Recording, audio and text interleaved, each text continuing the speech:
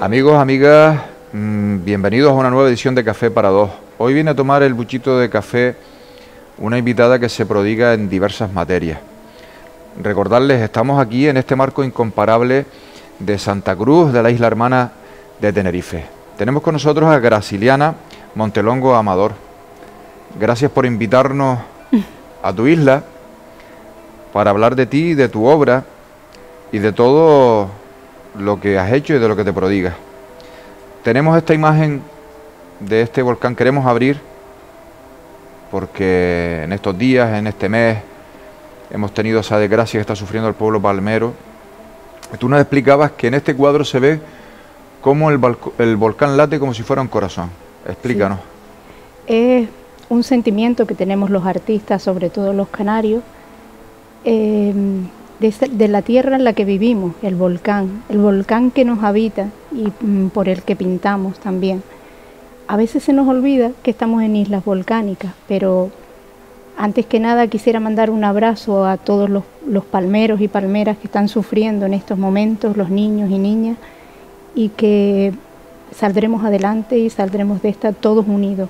Para algo ha servido, para unirnos, ¿no? Y a través del arte, de la cultura, es lo que se pretende, de la literatura, de unir, más que otras cosas. Luego hablaremos, porque es que eres polifacética, vamos, es que estoy asombradísimo, ¿no? Hablaremos del turismo y de la cultura, pero como hemos empezado con esto, es que eres vulcanóloga, has estudiado astronomía y patrimonio histórico. Bueno, has estudiado... Sí, he hecho cursos de volcanología. Con Nemesio. Vamos, que tienes conocimientos, sí, ¿no? Con Nemesio Pérez, sí. Casi nada, ¿no? Al que le tenemos que agradecer mucho. Mucho. Sí, mucho, mucho.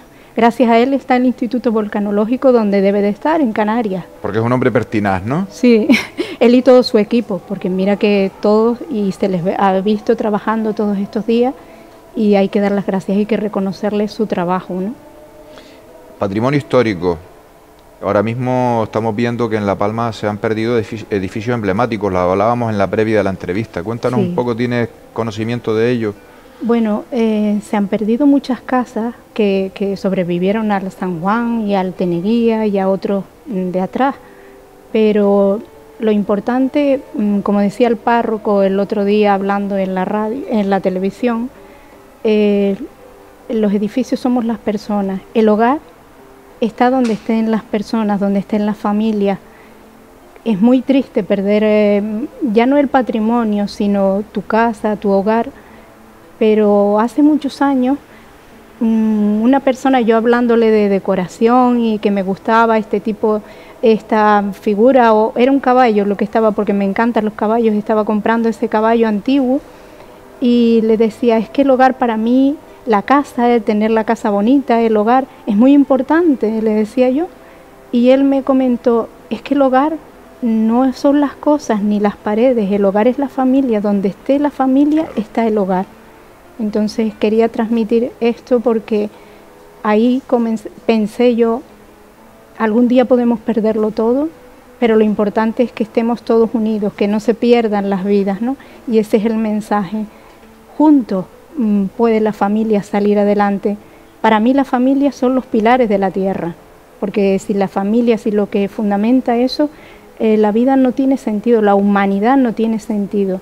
Entonces esto es una muestra de lo que nos está diciendo la naturaleza, nos está dando una llamada de atención, de volver a recuperar a esos abuelos que vivían con nosotros, esa vida que teníamos también tan rápida. Saldremos adelante seguro, Graciliana. Sí. Mira, Graciliana, tú naces, además me da una envidia tremenda porque naces en una ciudad que es patrimonio de la humanidad. Sí.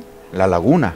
Claro, por su forma de ser, por su estructura, se declaró Patrimonio de la Humanidad porque a través de ella se hicieron las demás edificaciones en América y es un ejemplo, ¿no?, a seguir esa forma de rosa de los vientos que tiene la laguna. Qué bonito eso de rosa de los vientos, ¿no? Ya solo eso es poesía. Qué maravilla. Además, sí, la ciudad del adelantado, ¿no? Bueno, nosotros los laguneros decimos la plaza de abajo. Abajo. De adelantados no, no hay nadie adelantado, Nada adelantado. No, todos tenemos que aprender de todos, como digo yo, aunque sea una broma lo del adelantado, ¿no? Bueno, Cantinflas decía, no se me atrase, pero tampoco se me adelante. Oiga, no se me adelante. Sí, sí, Bueno, es verdad, un lo gran dejamos en anécdota. filósofo. Transcurre tu niñez ahí en la laguna. Sí, Y tu sí. juventud y... Sí, y además nací en un hogar, soy la quinta de 9 hermanos, y nací en un lugar yo lo veía como una casa de puertas abiertas rodeada de libros, ¿no? Porque mi madre era una mujer que le gustaba, se levantaba temprano, regaba las plantas, limpiaba los patios y hacía la comida para todos, hacía todo, preparaba todo y después se sentaba a leer. Y quieras o no, eso lo tienes que vivir y verlo, aunque tenga muchos hermanos que algunos siguen leyendo y haciendo cosas, pero eso se te queda grabado. Además, era una persona que nunca la veías hablando con la gente o en otras cuestiones, sino formándose y luchando por cada vez que se presentaba alguna cosa en la vida, ella siempre buscaba una solución, tanto si nos pasaba en casa como si pasaba algún familiar o algún vecino. Mi padre era igual también. De mi padre aprendí vivir una escena que te va marcando la vida, lo que vives en el hogar es lo que en realidad te hace crecer como persona. Entonces recuerdo un año en el que la economía no estaba bien y mi padre trabajaba y tenían que pagar a los trabajadores por la época de Navidad. Y mi madre necesitaba ese dinero para ir a recogerlos, bueno, para ayudarle a los Reyes Magos si los ven los niños. Y claro, él decidió dejarle ese dinero a otra persona que lo necesitaba más, ¿no? Y entonces llegó a casa y mi madre le decía, pero no has cobrado el sueldo. Dice, no, decidí que se lo dieran a otra persona. Y eso lo viví yo, era pequeña y se me quedó grabado. Pero esos son valores, Graciliana. Valores. Esos son valores. Sí. Y después lo que pasó a continuación fue que ella después encontró ese dinero y encontró muchísimo más. O sea, Claro. La vida nos devolvió más de lo que teníamos. Así es. Y esa es la enseñanza, la gran enseñanza de la vida. Son cosas que son pequeñas cosas, pero son las que hacen a las grandes personas, Pues, ¿no? qué bonito legado les han dejado a ustedes, ¿eh? Sí, la verdad que sí que es ¿Tú una maravilla. estudias turismo? Sí, estudié auxiliar de vuelo. De vuelo, sí. Sí, en la escuela de turismo. Y hace un ratito estábamos hablando por ahí de todo eso, de los vuelos y de cómo está Cuéntanos algo de esa experiencia. esa experiencia. En una época donde, hombre, volar era pues casi una aventura, ¿no? Yo creo que ahí viene todo relacionado con la literatura, la escritura. Sí. Yo soy un poco que me gustaba. Vamos a adentrarnos en eso, Sí, el imaginarme viajando por todo el mundo y haciendo cosas que nunca llegué a hacer ni azafata de vuelo ni auxiliar, o sea, auxiliar de vuelo. Pero yo creo que lo era en la imaginación y en todo, porque en realidad, pero lo que me gustó muchísimo es eso, el conocer. Lo que a mí me apasionaba era dibujar los aparatos del avión. Te encantaba, vamos. Sí, el intentar, como nos enseñaban, para desalojar el avión en caso de una tragedia, el calmar a la gente, sobre todo calmar a los pasajeros, pero el conocimiento de aeronáutica, de todo lo que conlleva, no solamente hasta poder llevar el avión, porque nos enseñaban en esa época, si pasaba algo, que tú cogieras el mando. Que tuvieras conocimiento básico. Sí, por lo menos los conocimientos básicos, el horizonte artificial y todas esas cosas. Madre mía. Y saber cómo se eleva el avión, todas esas cosas que me han servido para escribir artículos. Todo lo que en la vida vas aprendiendo, vas estudiando, te sirve siempre. Lo utilizas a lo mejor para una cosa o para la otra, ¿no? Pero sí vale la pena, y además el viajar es tan bonito, el trasladarte de un lado al otro. Y si no puedes, como mi madre en aquella época no podía, a ella le decían, cuando estaba hablando y hablaba de otros países o de otros lugares, decían, pero usted ha viajado mucho.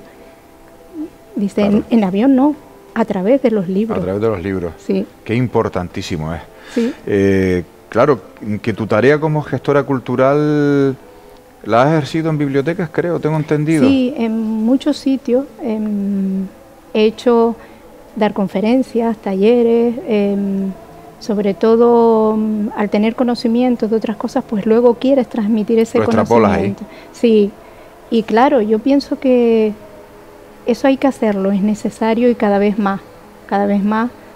Afortunadamente ya tenemos también gente, a veces llegan las personas que están en el mundo de la política y no se dan cuenta de la necesidad que tiene ese lugar o en donde están de lo que es lo importante que es coger un libro y leer. Importantísimo. Es que si no tienes ese conocimiento, si no entiendes la lectura, si tú no comprendes, no puedes conseguir nada en la vida.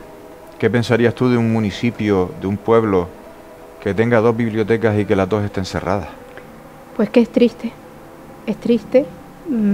Aparte de que te pueda dar un poco de coraje o algo, ya no es más el coraje, es la tristeza de que no esté la persona adecuada o no lo sé, porque después hay otras que están abiertas pero es triste. Ya me gustaría ir y abrirla, desde luego. Luego después de la entrevista te contaré, porque ahora no quiero sacar trapo sucio, como dice el amigo Padrón. ¿Cómo empezó tu interés? No se puede lavar, cuidado, que es caro. ¿Cómo empezó tu interés por la pintura? ¿Quién influyó en ti para que ese amor a la pintura aflorase? Desde pequeña ya dibujaba, hacía dibujos en clase y tuve la suerte, porque eso es muy importante con los niños, con los jóvenes, pero sobre todo cuando eres más pequeño, que tengas una persona, un maestro, alguien que te empuje, te ayude. Y tenía un profesor que nos ponía cosas, él mandaba la clase de dibujo y te ponía el jarrón en la silla y tú tenías que dibujar eso, pero yo dibujaba lo que yo veía. Claro. Y él me lo valoraba y entonces yo me sentía fuerte.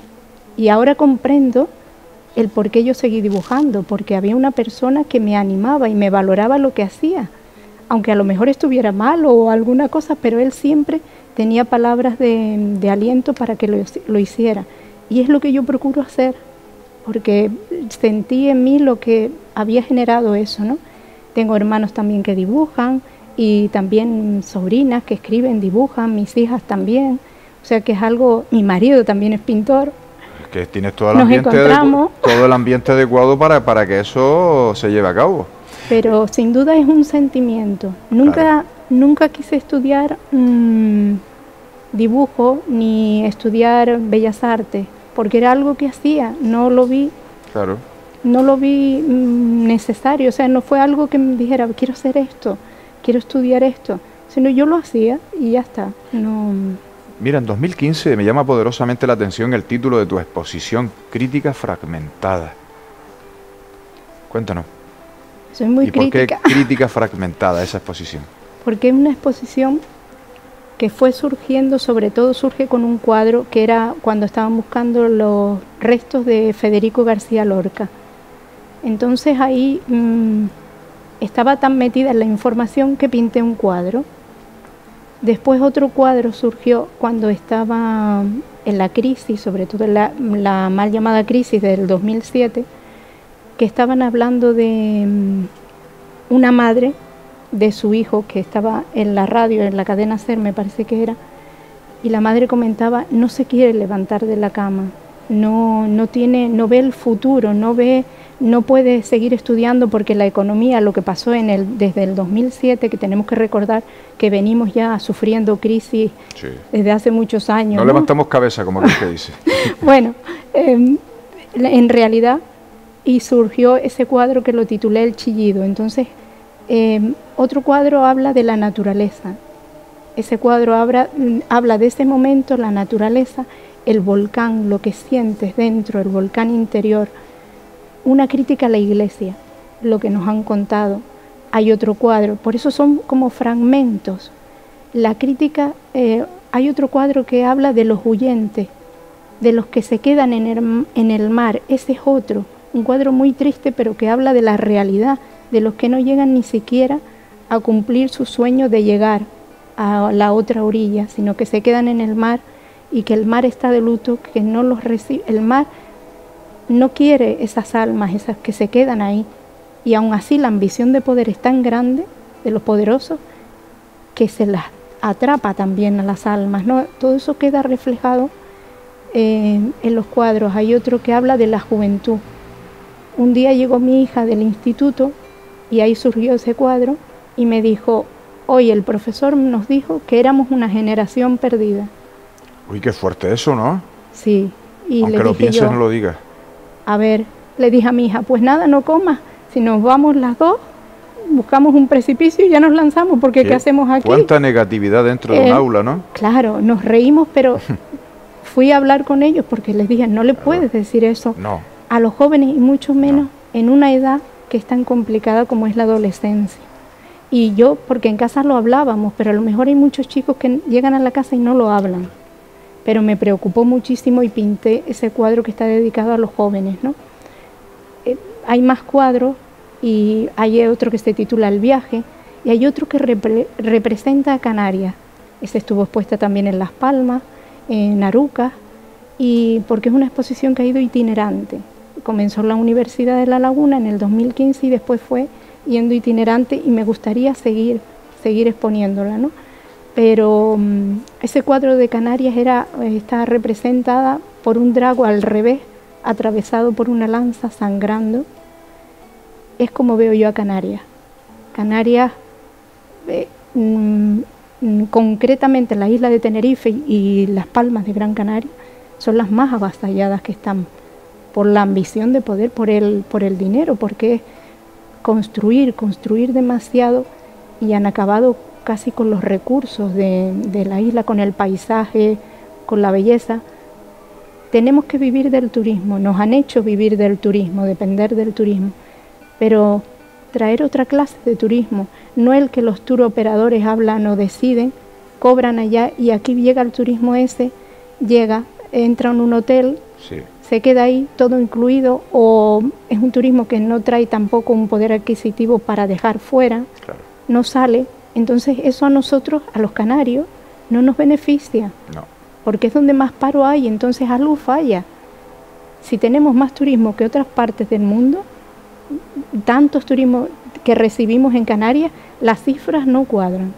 Entonces hay tanto paro de tantos jóvenes que se nos tienen que ir fuera porque aquí no hay empleo, pero hay una demanda falsa, por eso vienen tantas, como llegan en barquitas, porque tenemos que decir barquitas como en Canarias, porque dicen pateras, pero son barquitas ahí que vienen.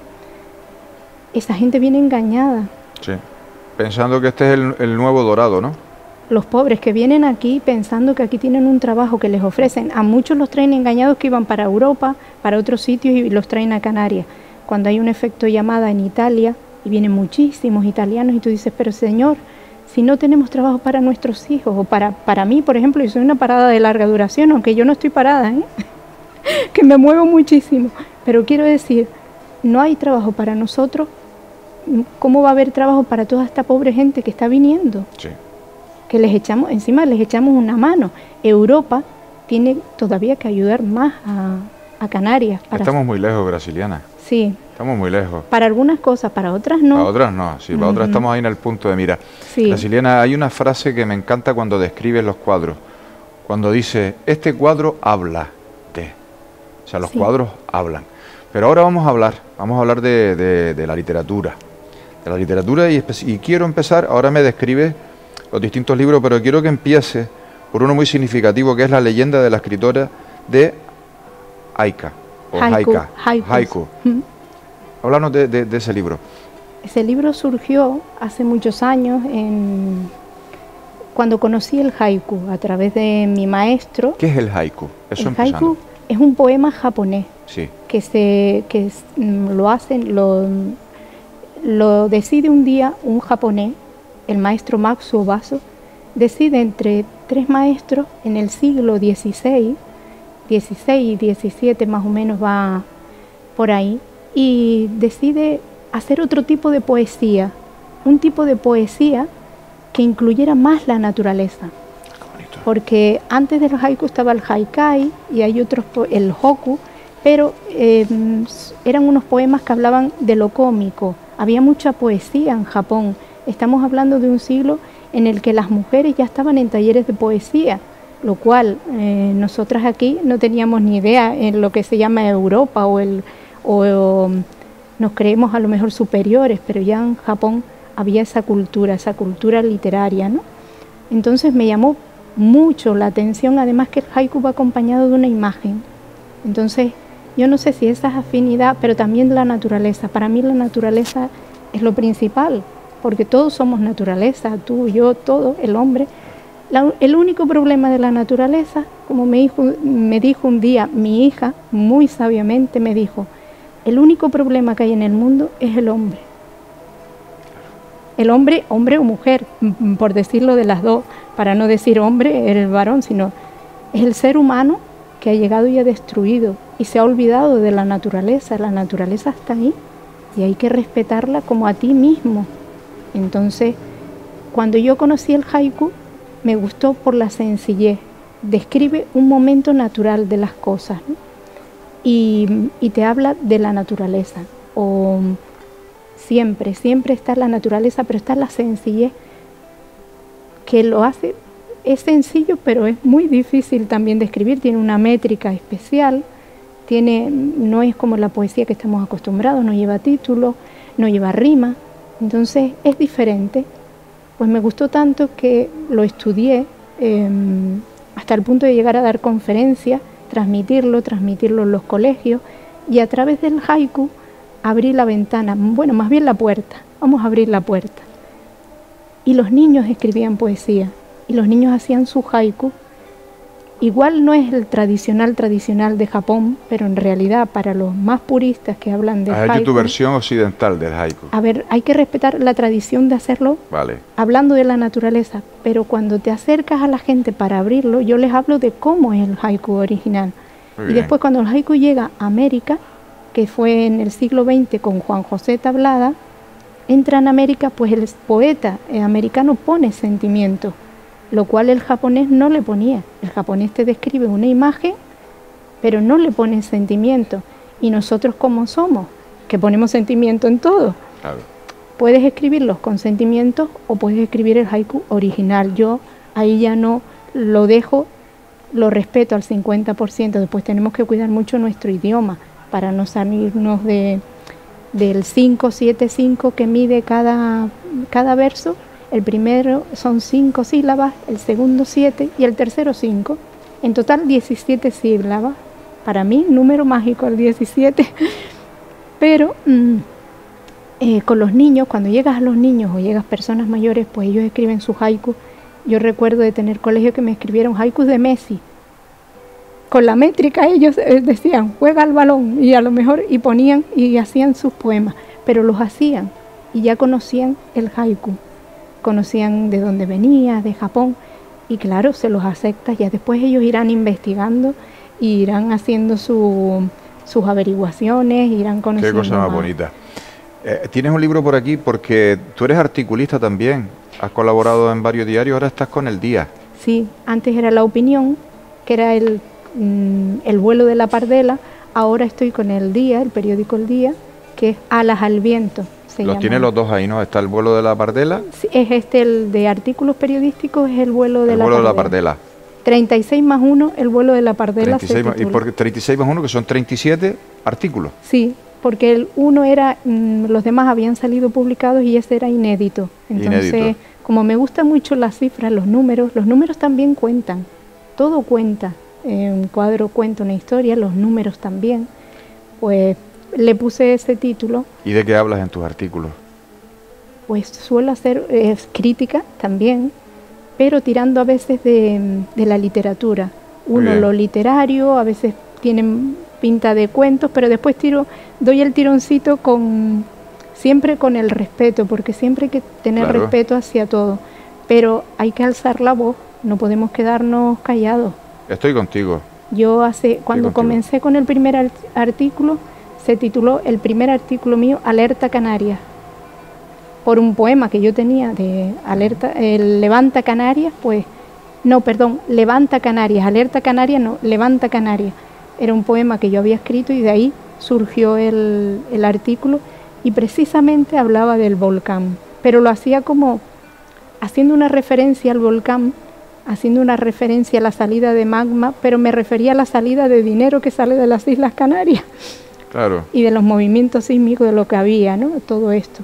Pero siempre es verdad que nos afecta mucho a los artistas donde vivimos, como a Óscar Domínguez, que pintábamos ese surrealismo. En Canarias hay muchos pintores surrealistas, escritores, escritores antiguos, surrealistas, que cuando viajo a algún sitio o algo, pues procuro que se conozcan, darlos a conocer, porque en el 2013, creo que fue, me invitaron de Barcelona a presentar el de la leyenda de la escritora de haiku. Pues al final hablamos más de Canarias casi que del libro. Oh, pero es importante eso, sí, también, porque que seas embajadora de lo nuestro, ¿no? Sí, y entonces cuando hablabas de Agustín Espinosa, de Emeterio Gutiérrez Albelo, de Tomás Morales, de Manolo Millares, mi favorito de la pintura, ¿no? Y hablabas de tanta gente, decían ellos, es que conocíamos Canarias como algo turístico en la presentación del libro. Yo era contándoles de los escritores, de a través del tiempo, ¿no? Y la verdad es que fue una tarde, fue muy agradable, muy grata, ¿no? Graciliana, se me ocurre, perdona que te interrumpa. No, sí. ¿Podemos vender una Canarias cultural? Sí, como atractivo turístico cultural. Sí. Tenemos potencial de sobra. Teníamos antes de que viniera después el régimen, pero fue aquí en Canarias se hizo la segunda exposición sobre el surrealismo en 1937. Entonces vinieron pintores, estaba André Breton y todos que organizaron estas exposiciones, ¿no? Y Canarias iba avanzando. Además teníamos, cuando la época de atrás, los libros, las tertulias de Viana en La Laguna, que es por eso por lo que yo me lanzo a hacer los encuentros de escritores, a organizarlos, para unirnos de todas las islas y crecer, pero crecer trayendo no solamente a los escritores de ahora, de los que están saliendo todos, claro, los jóvenes, los de mi edad también, pero sí tener un conocimiento de lo que había detrás. Un respeto hacia los clásicos, ¿no? No, y recordarlos, claro. Es que sin los clásicos, sin lo de atrás, sin tú tener en casa libros de los clásicos, no puedes. A veces yo tiro de los clásicos para leer algo, ni siquiera lo mío, porque yo digo, bueno, ahí está, pero me falta mucho, quiero decir, pero tirar de ellos para tú nutrirte, porque muchos de artículos y de todo que habían detrás, dices, si estamos hablando casi de lo mismo hoy, claro, igual que ayer, sí, estamos luchando por lo mismo, ya eso estaba. Sí, fíjate qué cosas, citas literarias de personas tan ilustres como Galdós, sí, o Valle Inclán, que hace ciento y pico años que la dijeron, hoy en día están vigentes, ¿no? Exacto, es a lo que voy. Madre mía, Galdós. Sí, o sea, hace poco participé en una exposición, La mujer en la novela de Galdós. La mujer en la novela de Galdós, sí. Sí, hice un cuadro que me invitó Diego Casimiro en Las Palmas de Gran Canaria. Sí. Y entonces yo llegué al personaje de Amparo, pero tenías que buscar en cada novela el personaje femenino y pintar algo. Entonces, claro, la mía me tocó el doctor Centeno, que casi no hablaba ninguna mujer, pero nombran Amparo. Entonces, como nombraron Amparo y Galdós tenía eso, que iba nombrando Amparo en sus libros, ¿no? Pues yo tiré de eso y digo, pues esta es la mía, y aquí pinté el cuadro, ¿no? Un cuadro un poco surrealista ahí, pero el personaje ese me fascinaba a mí, una mujer que se queda ahí con los amores. La hice como algo, una persona que está en el centro y detrás el pasado tira de ella y el futuro, pero no avanza, porque el pasado le tira mucho y ella no quiere que se sepa esos amores que ella tenía con un cura, un sacerdote. Es fascinante, yo es que me voy por las ramas porque me encanta, ¿no? Pero te hace pintar un cuadro, eso me encanta a mí, o un cuadro te hace escribir un poema, o un cuadro te hace, un poema te hace pintar un cuadro, ¿no? Hace tiempo participaba en una exposición hacia Teleforo Bravo, que se organizó en La Orotava, en la villa de La Orotava, la organizamos. A mí me invitó Luis Pereira, el concejal de Medio Ambiente, y estuvimos meses organizando esa exposición, y eran cuadros del volcán, de la tierra, del agua, del fuego, y fue fascinante, la verdad que realizar esa exposición. Y recuerdo que yo pinté otro volcán, que no es este, sino otro que está en el otro cuadro, y un pintor de Santa Úrsula mayor, que lo conocí, yo no lo conocía, Juan Díaz Ceballos, un pintor con un sombrero muy curioso. Les digo todo esto porque no conocemos a los artistas que tenemos en... Es cierto. Y es verdad, yo soy la primera que no conozco a todos.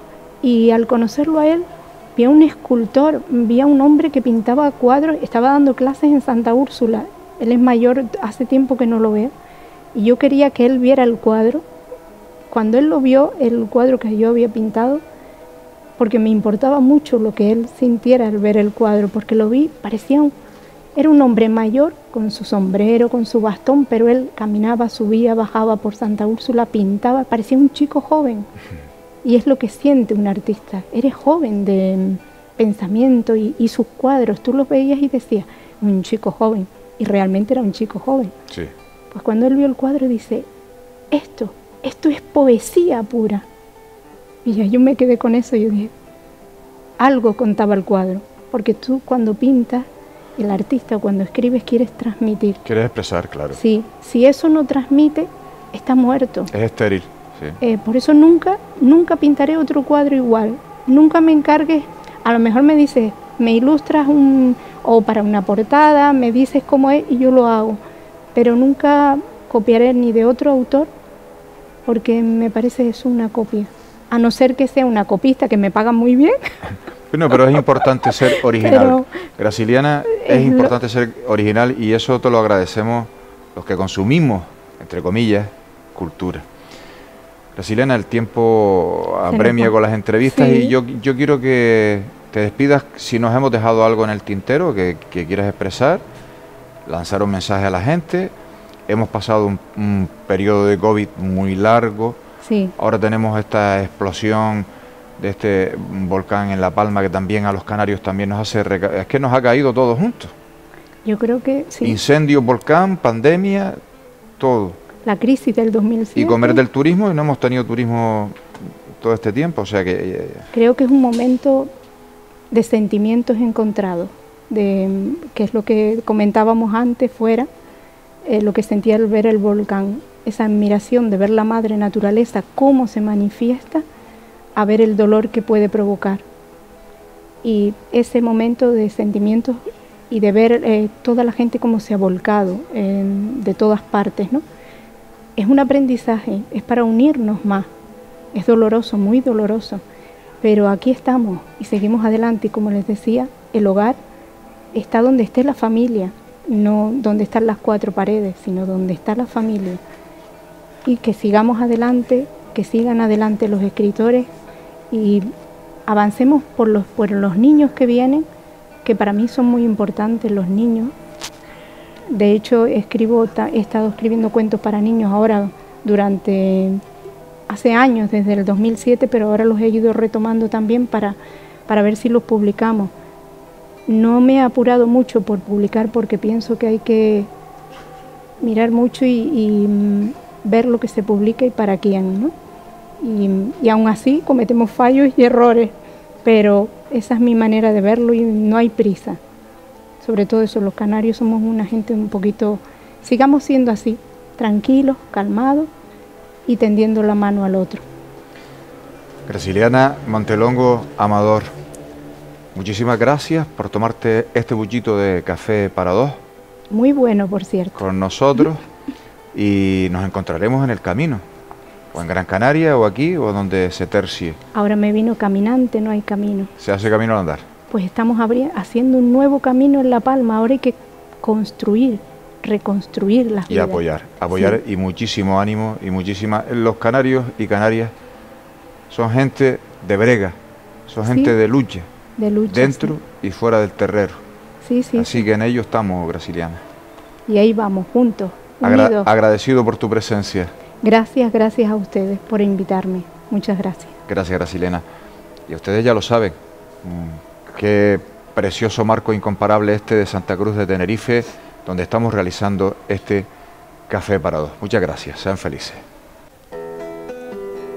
Se ha tomado el buchito de café con nosotros una mujer maravillosa, Graciliana Montelongo Amador. Graciliana que me ha dejado un mensaje claro. Se me puso la carne de gallina cuando dice, los cuadros hablan. Cuando dice que la poesía se puede convertir en pintura y la pintura en poesía. Cuando nos dice que un volcán tiene corazón y late, como los volcanes que llevamos dentro todos los canarios y canarias. Nos llevó al mundo de su niñez con esa madre que viajó a través de la literatura. ¿Quién no puede viajar a través de la literatura? Cuando nos habla de que las nuevas generaciones que vienen no son generaciones perdidas y que debemos enseñarles que hay un nuevo camino que trazar. Gracias, Graciliana.